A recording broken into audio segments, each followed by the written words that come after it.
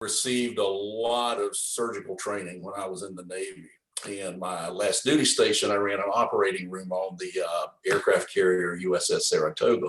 So when I came out, like all the other vets who were coming out, the civilian hospitals were snatching us up left and right.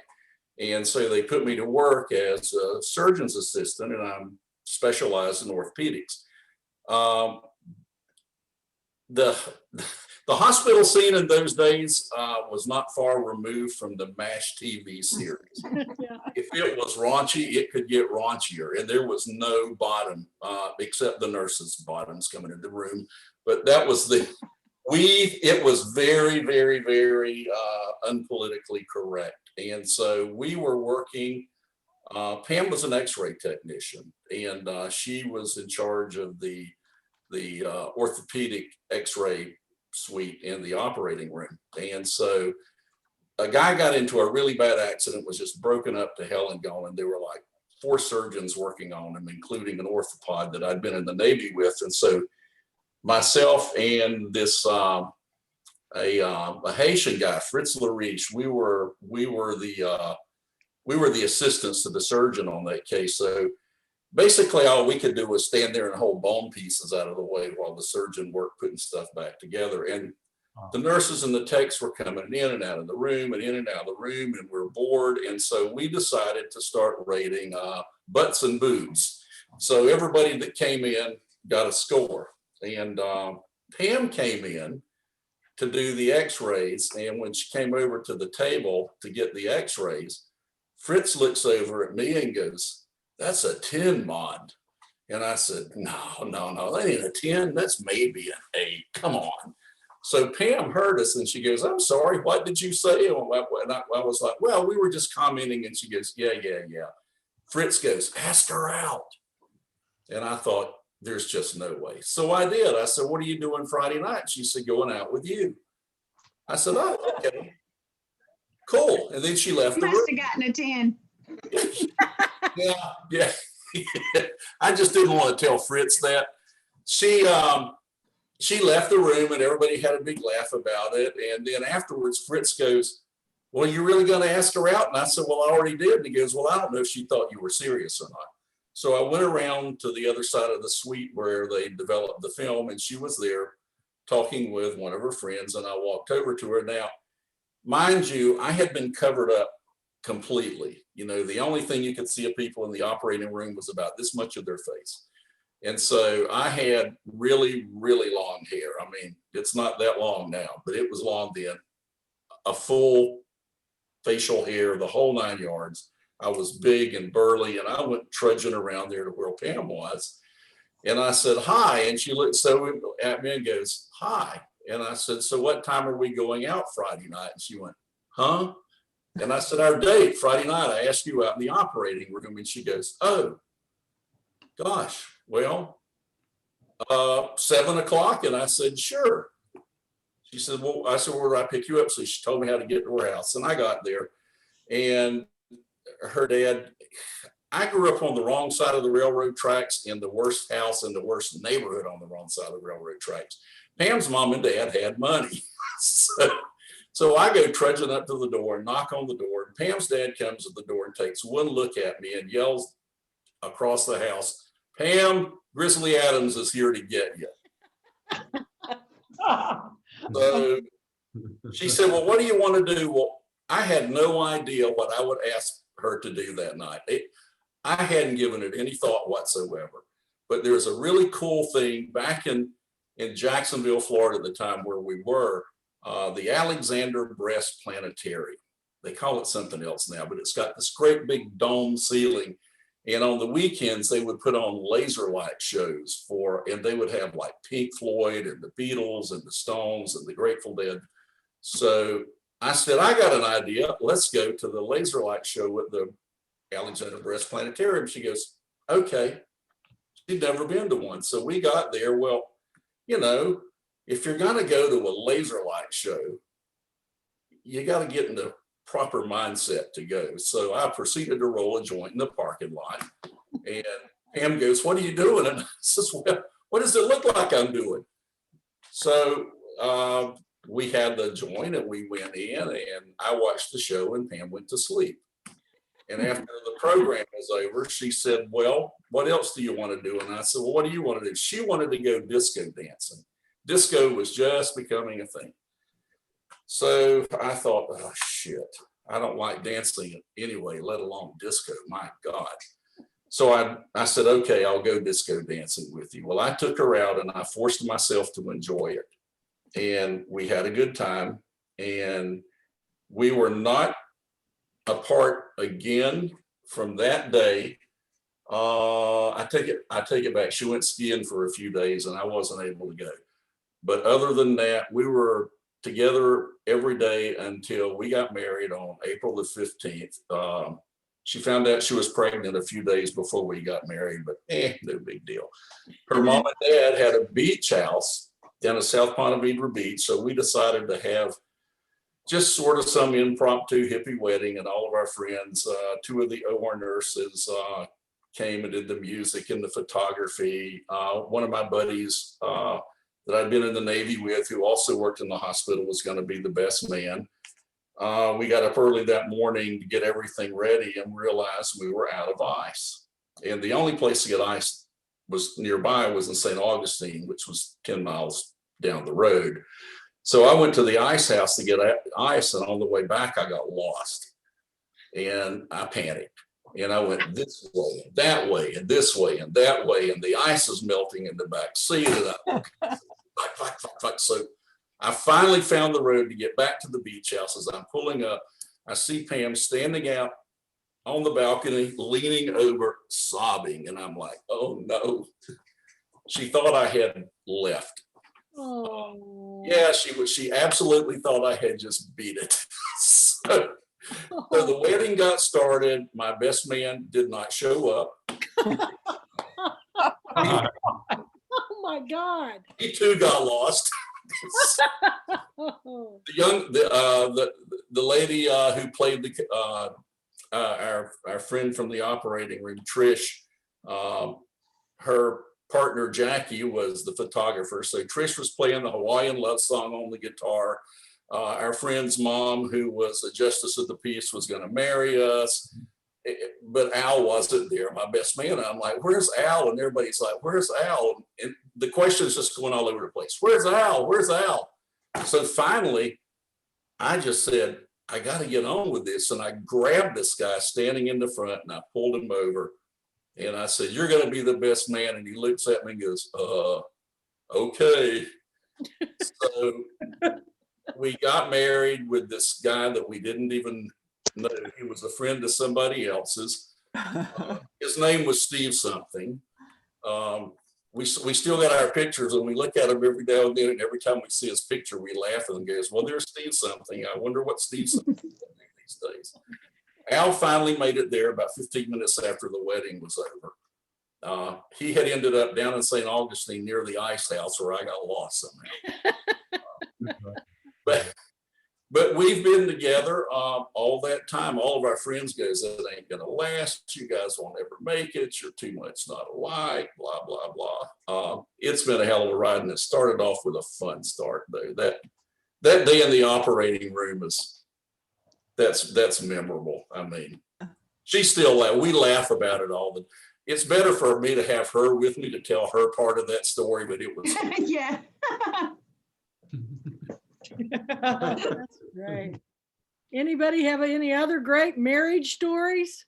Well, I met my third ex-husband in a bar. Okay.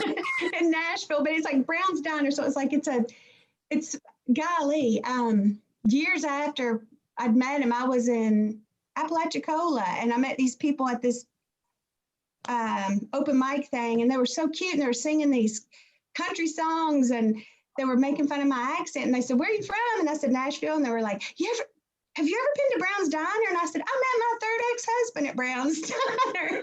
That could be a country song.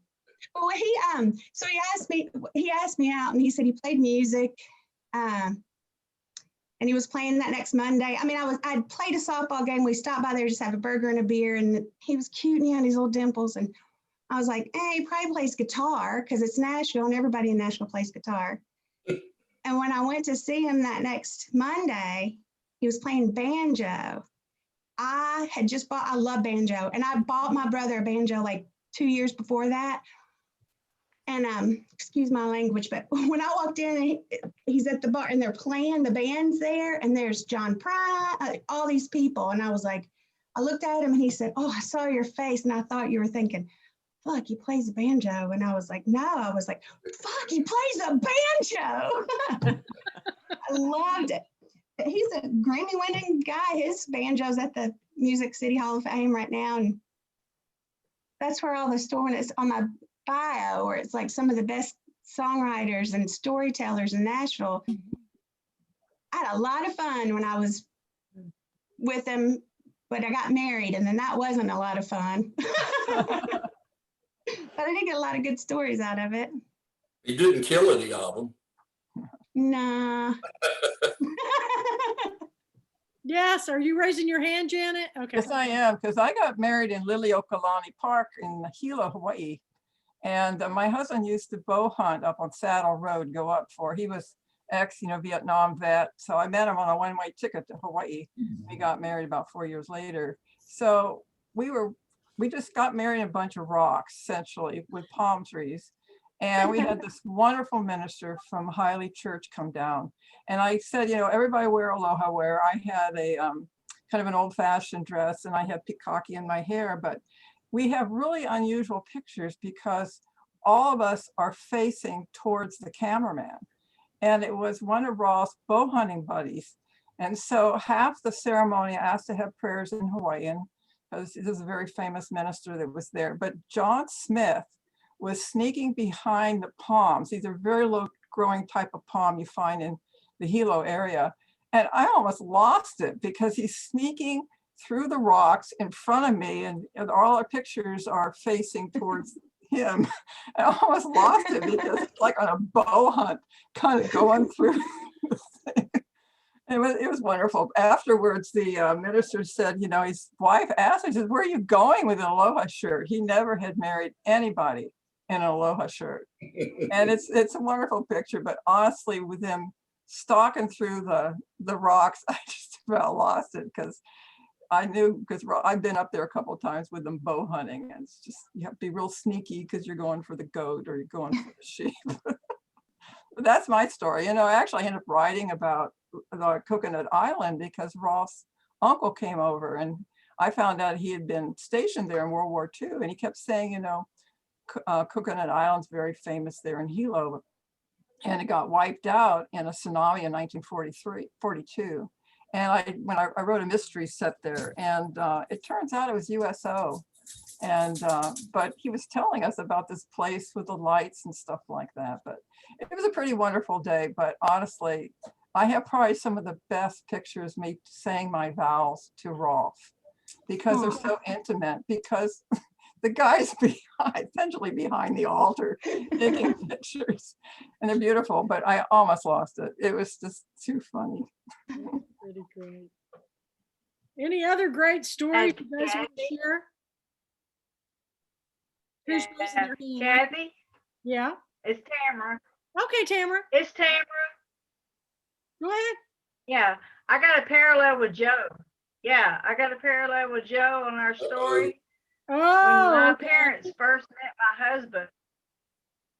Yeah. Oh my gosh. He's 6'5", had a huge beard, and he's had the biggest head of curly hair you've ever seen. And when he came to the door the first night, we were supposed to go out. My mom went to the door and she started out looking at him chest level, and her eyes just went up and up. And she said, she clasped her hand over her heart and she said, "Tammy, Grizzly Adams is here." Oh my God. Oh, So I understand that. Wow. She was so shocked. You It was guys, so you funny. guys We must- still laugh about that first how old were you when that happened? meeting. I Tamara? was 18. Can Okay. you believe? 18.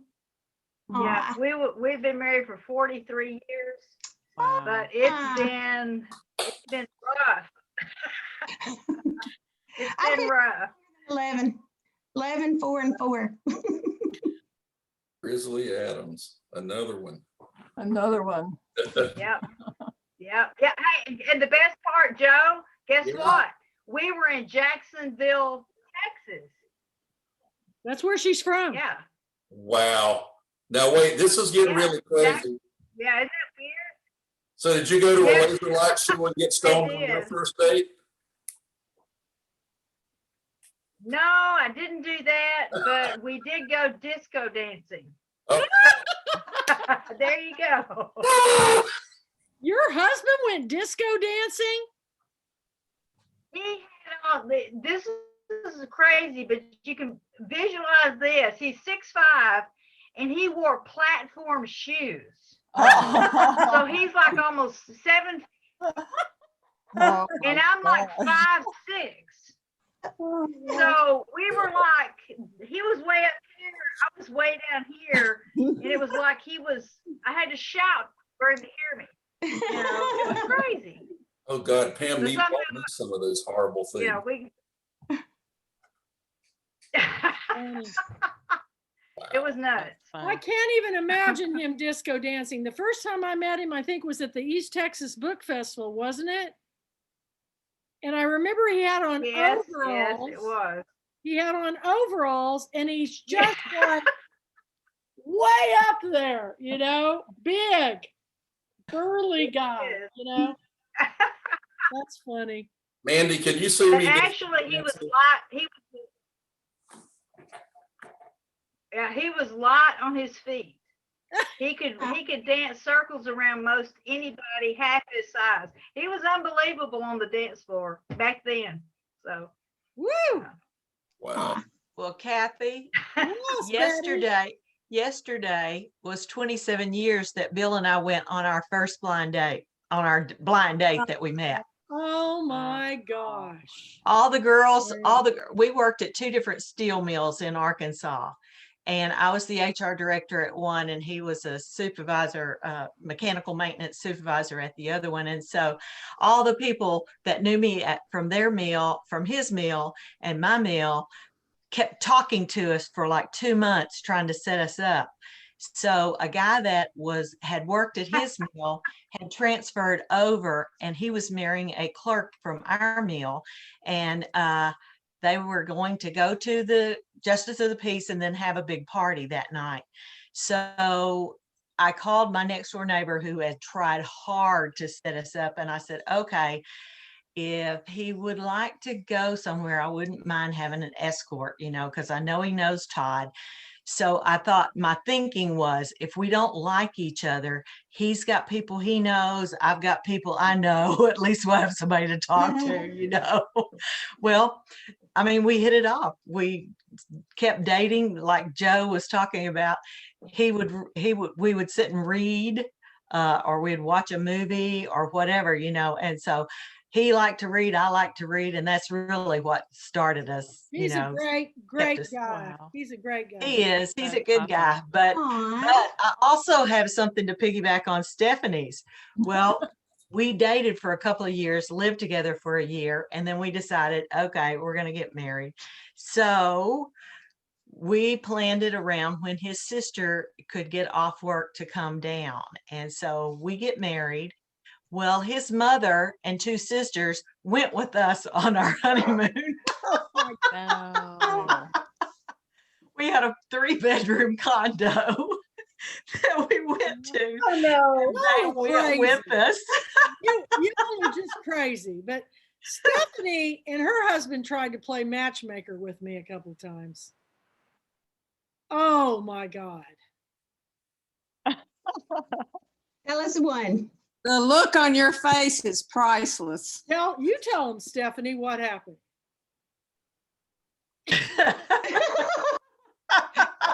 Look at Stephanie's face.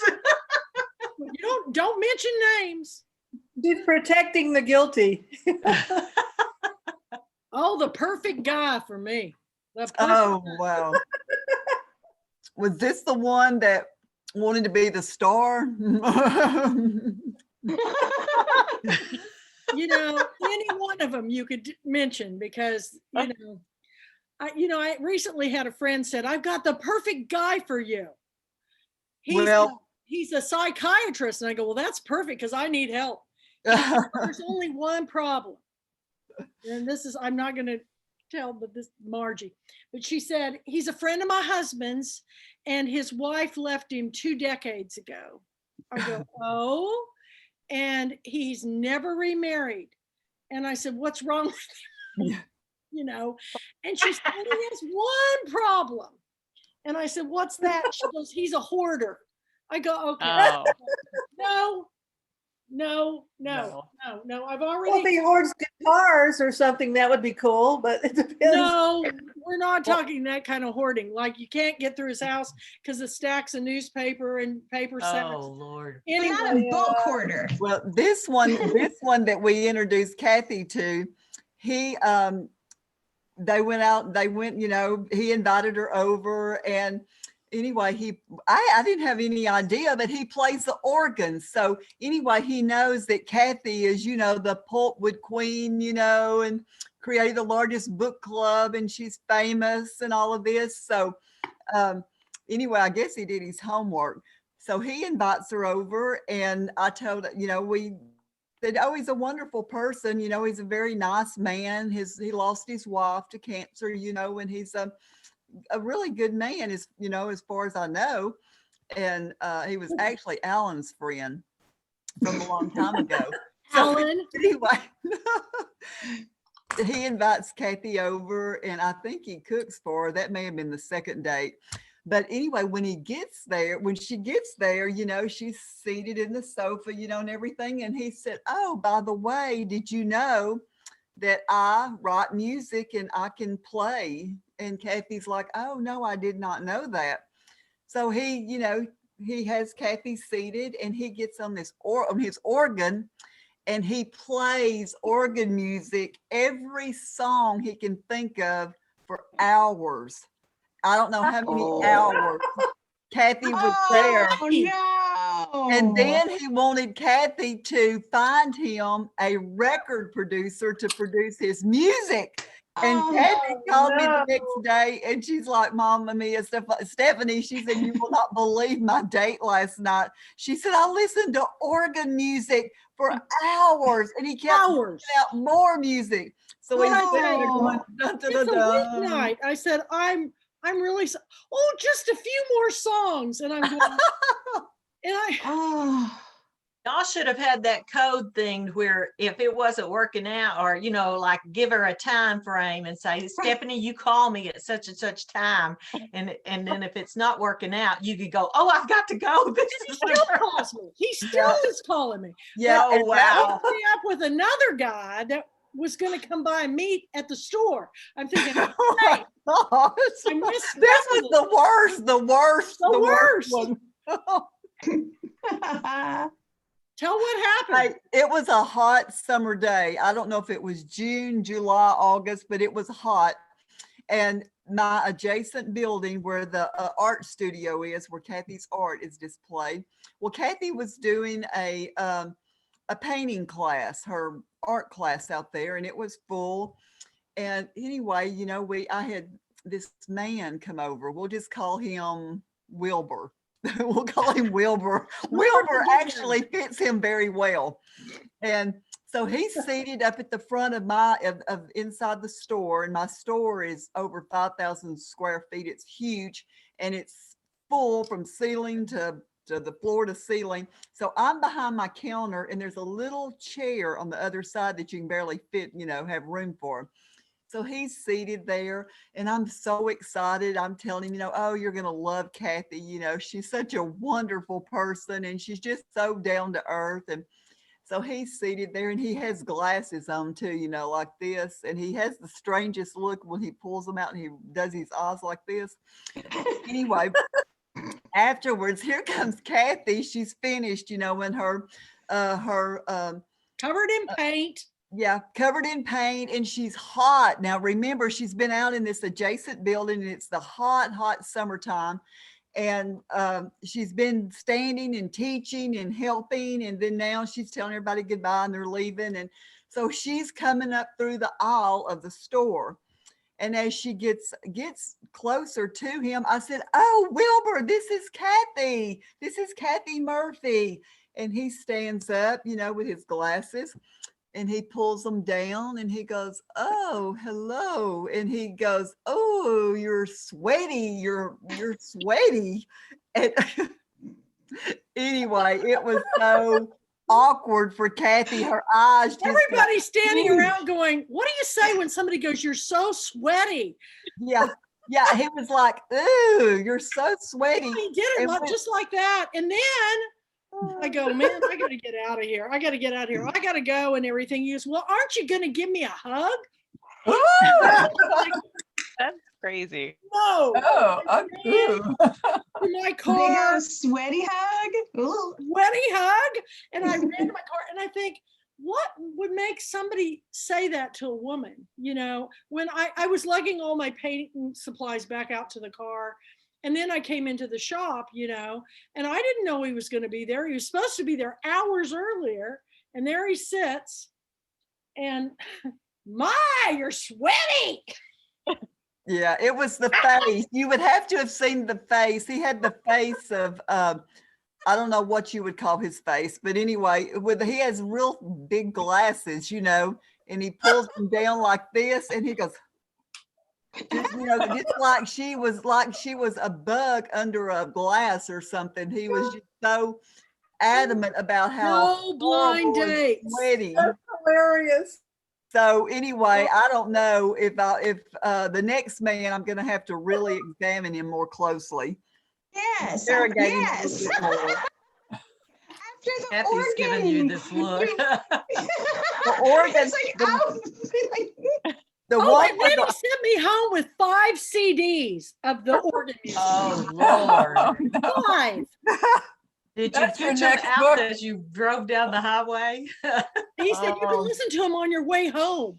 I thought, I just heard 3 hours of you.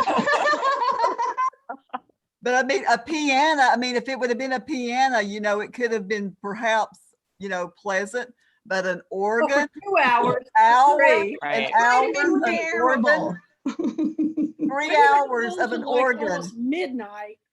And then the second day, was it the same night or the next night, the next time you went over there, then Kathy discovers he's a seamstress too. He can sew anything. He can make anything, and he wanted to make her something. Well, you should have reconsidered dating him then. I know that part's not so bad. Well, Better than the organ. anyway, I said, "Do you play the organ at your church?" He goes, "No, I don't. No, I don't even go to church."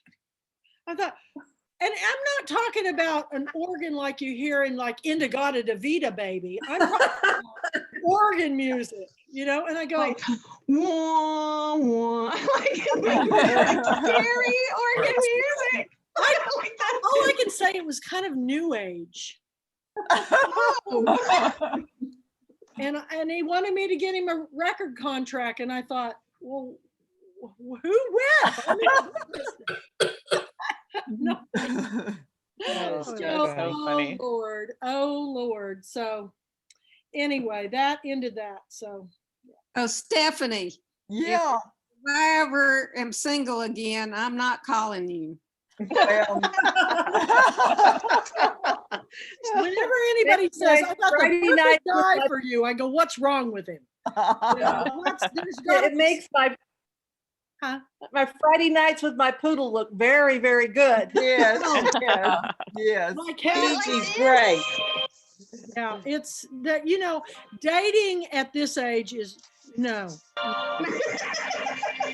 It's like, I don't know where these people come from, but there's a good reason why they're single, So, yeah. Well, that's a good point, because you are an independent thinking woman, and when you get to a certain age, you learn to really accept yourself and like yourself. I mean, I never really considered remarrying. I've been widowed 19 years. I got widowed at 55, but I do like my independence. I mean, I appreciate guys a lot. I have male friends and I need help sometime with the plumbing, but Plumbing. it's, I'm okay. And I think when you get to a certain age, you're satisfied. You've got grandkid now and your daughters are doing well. You've got a wonderful son-in-law. And sometimes that's all you really need in life. And It's not that. It's just that people always want to fix you up if they find out. right. Yeah. That's mean, stopped. I'm glad. Stephanie, she goes, we've just got to, and I go, no, we don't have to find anybody. If it's meant to be, something would happen. But, it's not like I live in the woods. It's not like I'm going to run into anybody.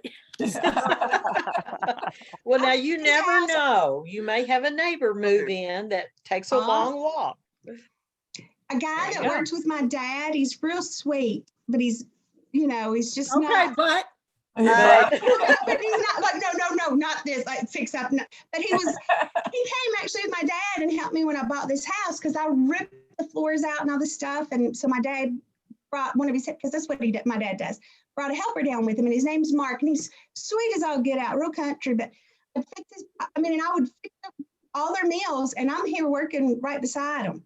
And a third day Mark was here, he said, dang, Mandy, and he's real country. And he's so cute. Dang, Mandy, you work hard, and you're a dang good cook. You better watch out. You're going to find yourself a guy. You can find yourself a guy. You keep doing this. And I looked at him, my dad sitting there, because I've been divorced 3 times. My dad, I think it's whatever, it is what it is, whatever. My dad, I just looked over at my dad. I looked at Mark. I said, Mark, finding a man, it's never been my problem. Finding one I want to keep, and that's the problem. So already almost fell on the floor.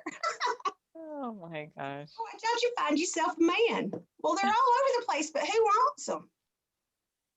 I mean, I wouldn't mind a good one, but they're all taken. I have no words. That's a good one. Kathy, Yeah, go ahead, Wendy. I found this. I want to see if you guys can see it. I don't know if you can. No, it's all glowy. Oh, I can see Yeah. it now. It's a picture of them. Yeah, can you see Back the up just a bullwhip? little. I can see their legs. Okay, Yeah. wait. Can you pull back just a little bit In or out? Back away from the light? You're Like towards you, holding like- it in front of the light, and so it just glows. Okay. There you can Oh, see there, them. there. Yeah. Cool. Yeah, I can see them. You can see the bullwhips. They both got their bullwhips. That's great. Nice That shot. is really Oh, cool. That's really great. I love it. So that's pretty cool. Anyway, who else has a great funny story? Eileen, are you there? I see your picture, but I don't see. I have a story, but it's Oh, go it's ahead, kind of Michelle. yeah, it kind of piggybacks off of Echoes, because when she said her house was always filled with music, I thought to myself, that was so opposite that from our house, we never had music on because my mom had this thing about the radio. I think it was because her dad was an alcoholic and he always had the radio blaring, so she couldn't stand it. So we had these little 45s that we could play, but the only time that we got to listen to music was when we baled hay, because I lived on a farm. So we were way in the northwestern corner of Illinois. So right where I could walk to Wisconsin, I could walk to Iowa. So right in the tip on a farm. And we used to call crick walking crick stomping. And we used to catch crawdads too, but we didn't eat them. We just let them go. But anyway, my uncle, who was a lot younger, was running the farm, and he hooked up this little transistor radio to be on the side of the tractor. So that was the only time that we got to hear any like Oh, popular Like song. new music. Yeah. So we were, but then when MTV and all that came out when you're in high school, that of course changed all that. But it was pretty cool. I mean, everything that everybody else was saying about, being outside all the time and it was a totally different life. I mean, we had, by the time I was like, I don't know, maybe 10, they had gotten rid of the pigs. but they had this really cool pig house. And it was like all brick. And I thought, oh, that would make a great clubhouse. So I Right. spent like a week shoveling out these like a thing of pig poop. And that is the worst smelling poop It out. is. Always It's the worst. terrible. Worse than And chicken or horse or yes, anything. it's the worst. And I tried to Yeah. get my siblings to help. No way. They wouldn't help No. me. So I had to give up. But one last cool story is every year my dad, who was like this big outdoorsman, he would want to take us on this camping trip, but we had to go on horses. So he had a real horse, and we had these like really run down, broken down old ponies. So I had Skippy, my brother had Shorty, and my little sister rode in front of my dad. The other two weren't born yet. But my horse, he didn't want to go on these trips. So we would be walking along, riding along, and then I could feel him start to shift. And I'm like, oh no. Because I knew he was gonna fall over. He would fall to the side and try to roll me off. So as soon as I felt the horse go down, I had to jump, get off, and I would sit there in the dust and I would cry. And my dad would be like, "Get back on that horse. You show him who's boss." And I'm like, "I'm the boss." Was it a Shetland pony? Oh yeah, Yes. they're mean. They're They mean. were so mean. They were They're terrible. mean. Yes. Everybody thinks get a kid a Shetland. They're just mean as all. Get a horse. They're Yeah, much better. Okay. definitely. No Yeah. bite. Terrible.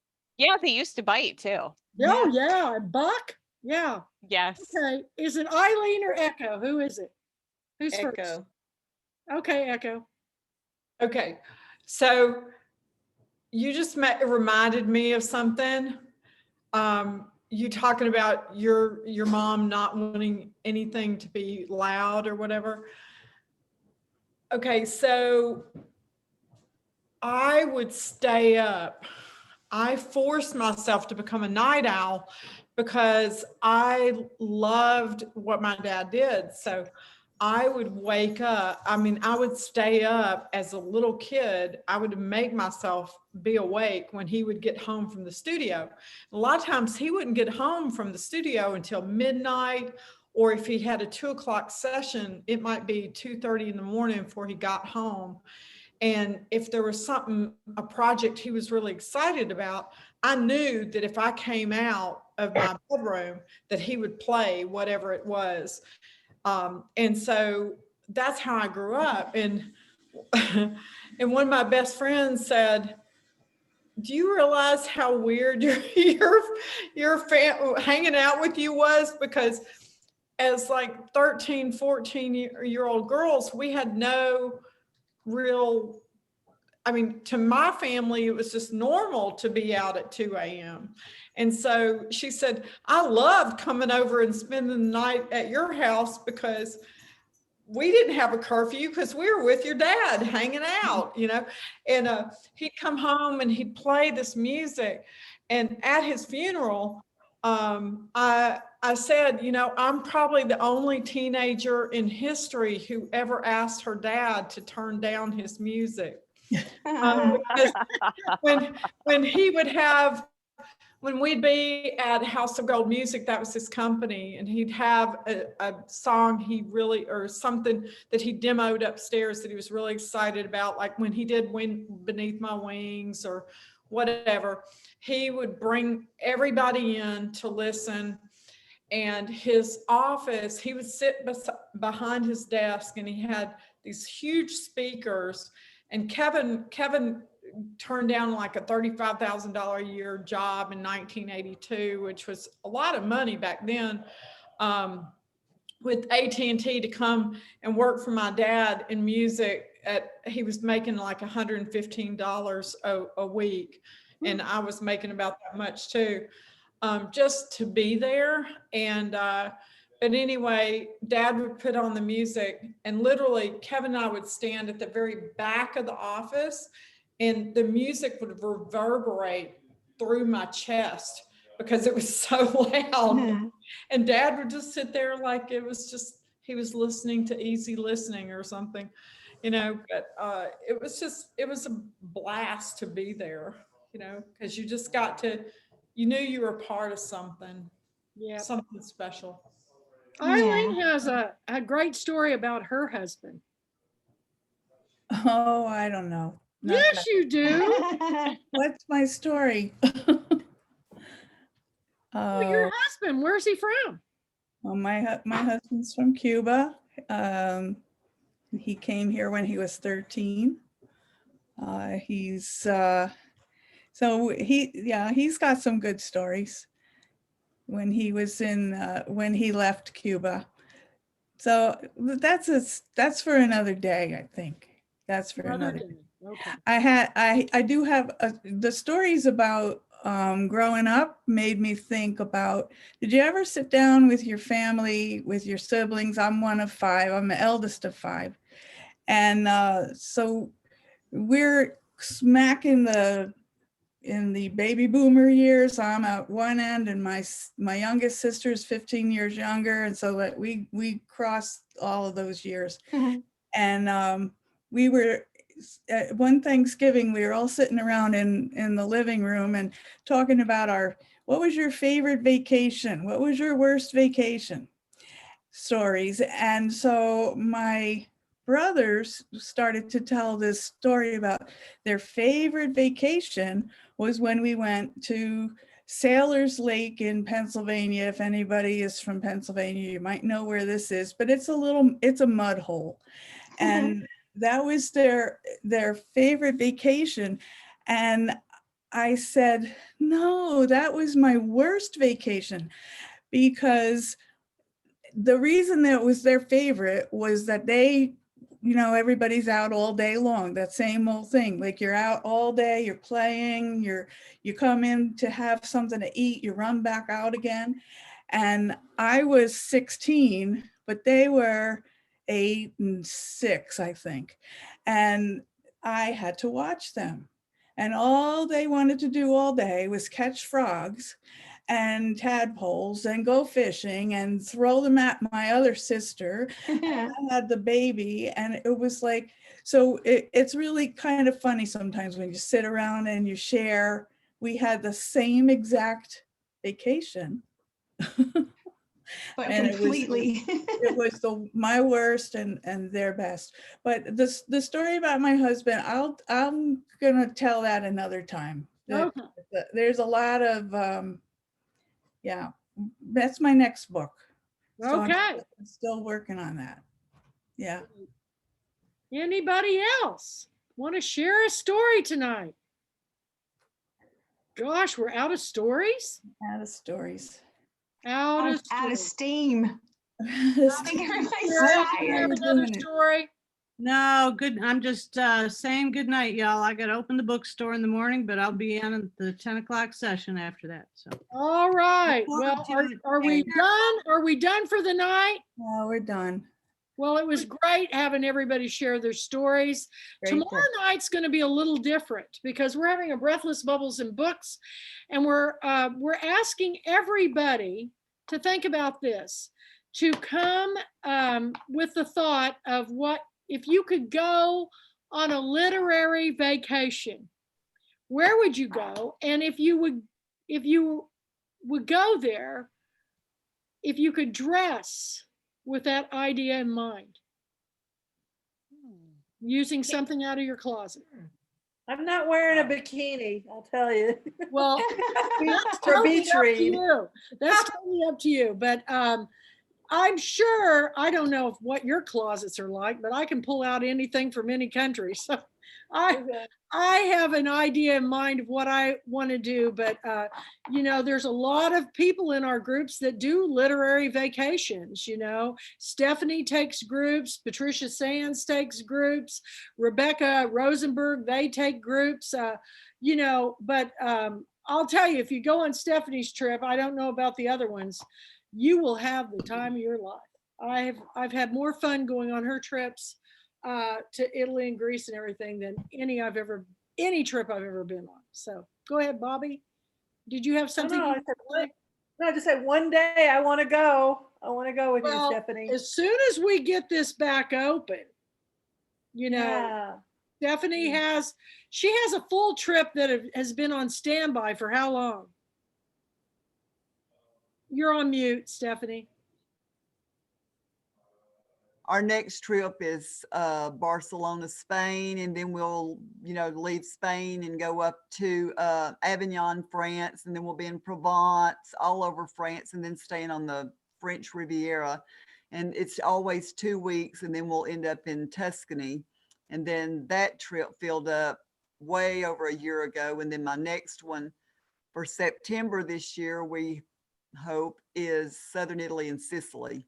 So we just have a ball. We're very spontaneous, and I don't do day-by-day itineraries. I know where we'll be at night, but we're very spontaneous, and it depends on if we get a phone call from family or whatever, and they know we've got the Americanas with us. We may dash off to who knows where. We're just real spontaneous. When are you going? When is that Spain trip? That one filled up way over a year ago, but that'll be my next one as soon as we get the go ahead. We're waiting for the go ahead. Yep. Okay, everybody. Night to everybody. See you in the morning. Bye. It's gonna be the biggest day is tomorrow. So bigger than today. Oh, my I star. know. Go to bed immediately. Oh, I gotta tell you something. on. I'm ready.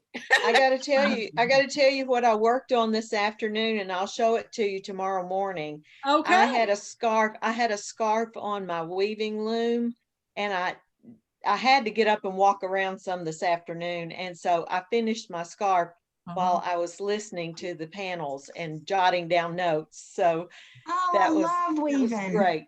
Betty, I didn't know you weave. I'm a weaver I'm just too. learning, and I'm really enjoying it. You can see my big loom behind me. I saw it. I saw it on Facebook too. Yeah, I love weaving. Thanks, Kathy. We'll continue the conversation tomorrow night. Good night. For our theme of literary travels, and we're going to be breathless. So bring your wine. We'll all be social distancing, and you don't have to worry about DWI. So